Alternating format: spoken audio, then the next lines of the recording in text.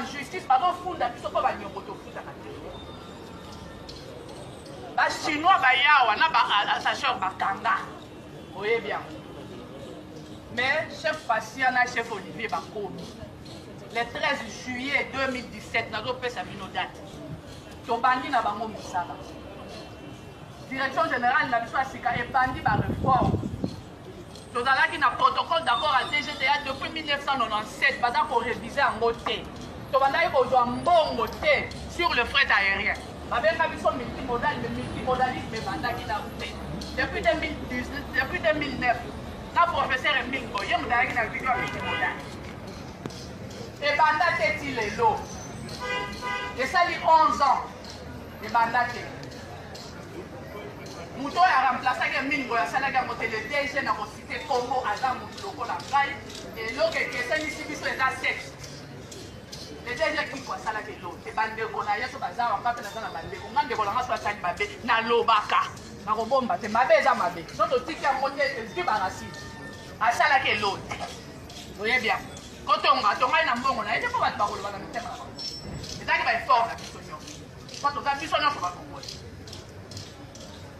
DG Facia ye DG ya Olivier Baye le 13 juillet 2017 tobandi bareforme protocole d'accord DGTA au GFREM depuis 97 barévisa yango te toye korévisa yango na 2019 otanga bambula boni tokomi kozwa mbongo sur le fret aérien mpo tozwaka na maritime badirecteur mosusu awa lelo nga nakomi nde directeur ata bolobi azoloba mpo akomi directeur io naza na plus de 30 ans nakomi et je mérite naluka yango oyo babengaka bapromotion canapé te boyoki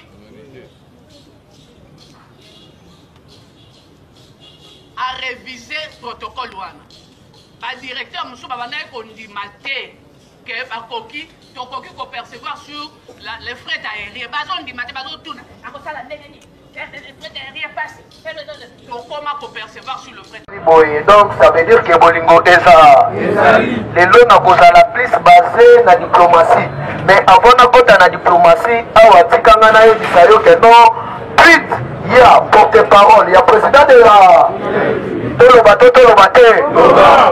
topaza te idps bifa kasongo mwema yamba porte-parole de son excellence Félix Antoine Tshisekedi Tshilombo, le président de la République, garant de la nation, met en garde le président de l'Assemblée nationale, le président du Sénat, le premier ministre, la personne qui va toucher aux intérêts du peuple congolais. Sans hésitation, je vais dissoudre l'Assemblée nationale.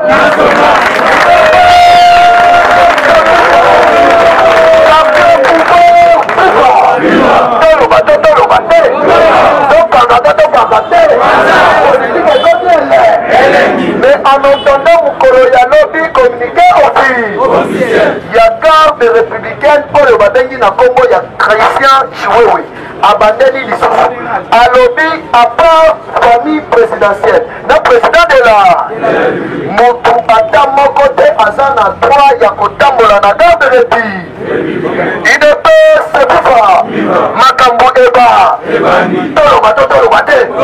alors que le 19 septembre, le ministre Nyoso ya sous-région à Kinshasa, le ministre ya défense ya sous-région à Kinshasa, bakoya kosala ni parce que mokolo ya lelo na ville babengi étabé atterrissage ya 3 hélicoptères américains. Alors que mokolo ya dimanche chef de l'État asalaki aller-retour na Goma akendaki kosala ni toloba te topaza te ama sikoyo kocomprendre que non machine ya politique na Congo c'est leader Fachi Akegoma na 19h45 azongi na minuit mais avant azonga abeti tour na Soudan bakutani na premier ministre soudanais oyo babengi bien na Congo ya Abdallah Hamdok.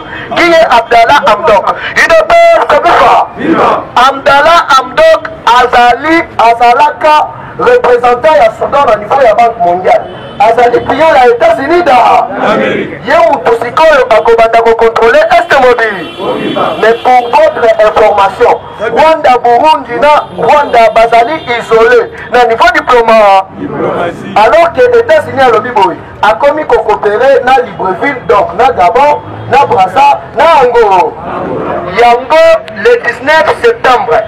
Ba ministre nyonso ya défense ya Angola ya Libreville ya Brazza na Kinshasa bakosolola nini Kabila diyaki ya biko tombola loboko banga ba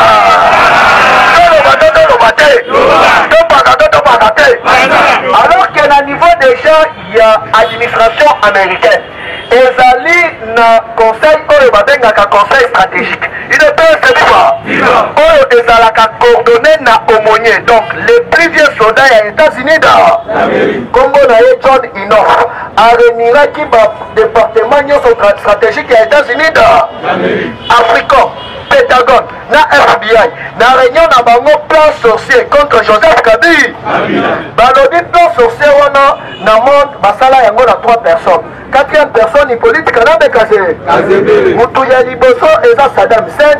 2e personnalité eza Oussama Ben Laden. 3e personnalité ezali général Haftar Hakim oyo bautaki koboma na Iro. Il ne peut se faire. 4e personnalité politique na yango oyo azali représentant personnel ya États-Unis da et pas ya Kabila 1h45 ya entretien.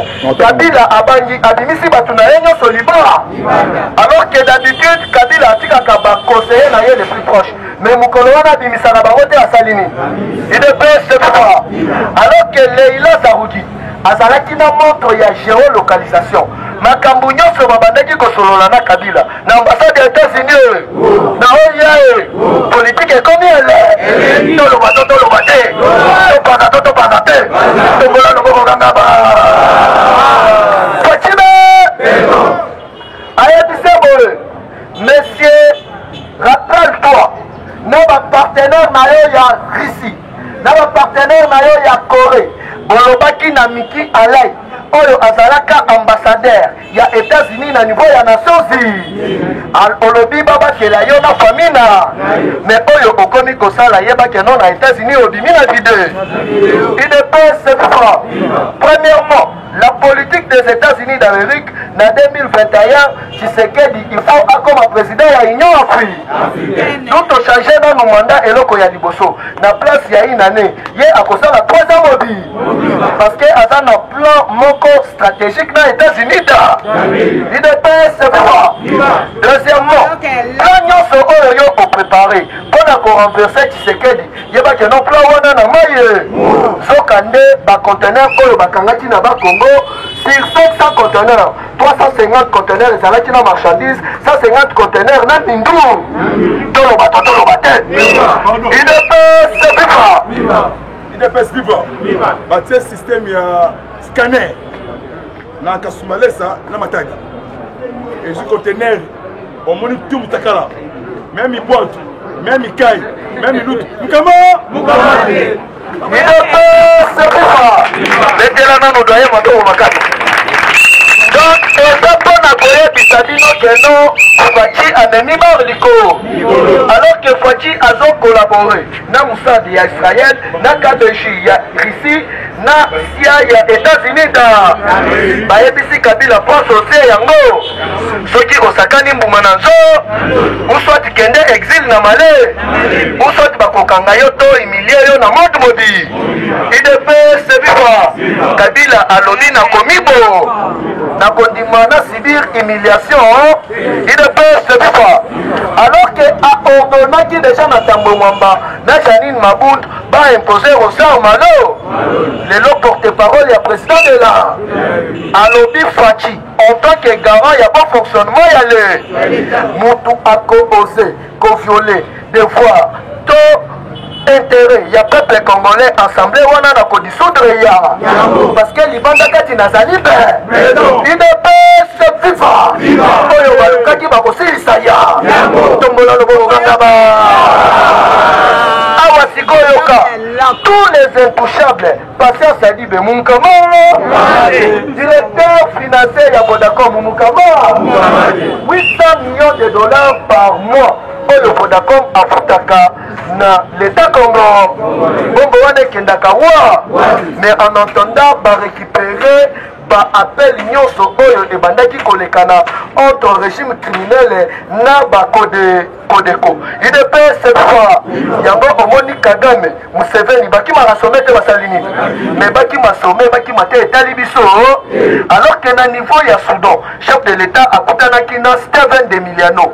Oyo azali numéro 1 ya département ya Africom. Bako imposer Africom. Na Goma alors que chef de l'État tia kendaki kuna ezalaki pona commencer officiellement.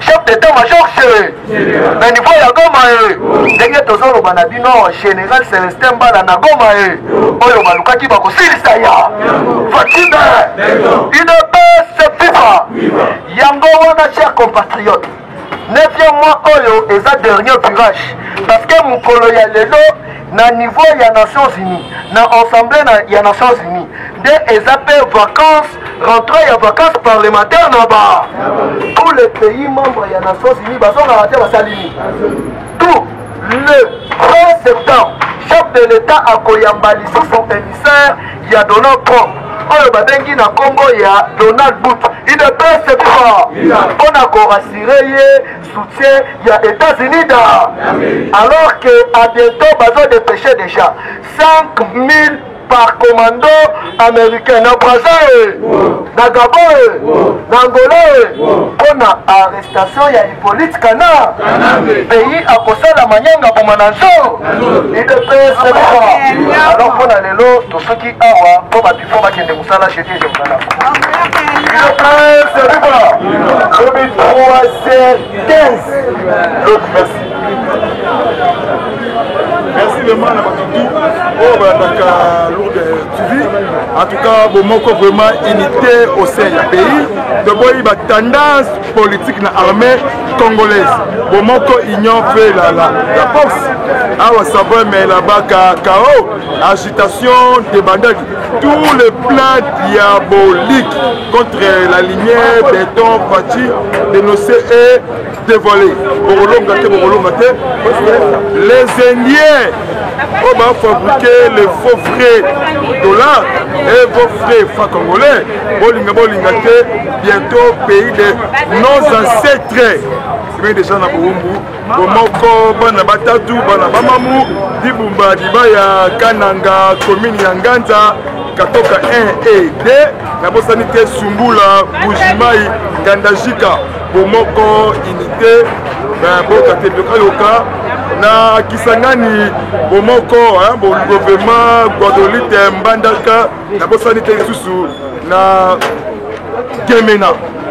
Bomoko vraiment bolingo na bosanité bapangi na munu ya bandundu ebwenge ebwe en tout cas bomoko kikwiti masimanimba iliofa tout vraiment bomoko kotoyo na ba Congo qui peut se Kasangulu boma Mwanda Matadi en tout cas beto na beto pas de tribalisme watoto wakatanga Kasumbalese Beni Butembo Uvira Ruzizi na Fizi na commune ya Kadutu na Goma Nord et Sud Kivu vraiment union fait la force balinga te Kanambe Kazembe Rembe Polite mona ya Marceline Mukuje en tout cas bilaki bikoki mukamate wa mukamate merci de au revoir lodi 15h merci.